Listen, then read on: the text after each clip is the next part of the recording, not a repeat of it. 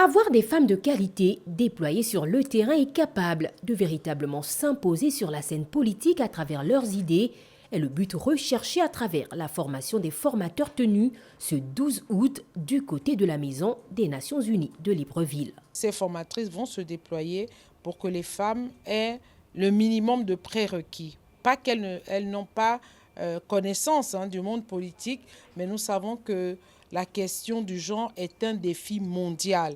Et nous avons là la chance, grâce aux réformes qui ont été introduites dans les textes, que ce soit le code électoral, que ce soit la constitution, la loi sur les partis, la loi sur les quotas.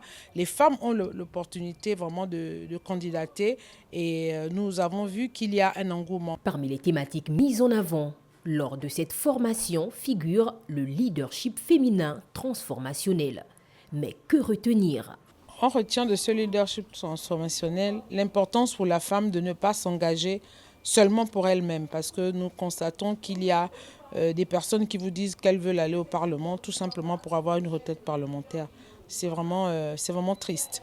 Et nous voulons que les femmes aient justement en ligne de mire le développement du pays.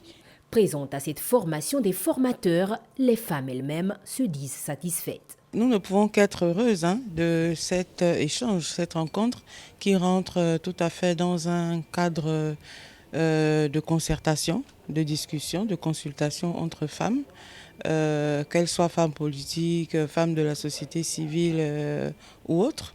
La femme est dans la sphère décisionnelle, de plein pied. Aujourd'hui, ce qui nous reste, c'est que la femme puisse justement porter les débats. C'est important. L'objectif est de renforcer la participation politique des femmes, encourager et faciliter leur accès à la politique, que ce soit au niveau local, régional ou international.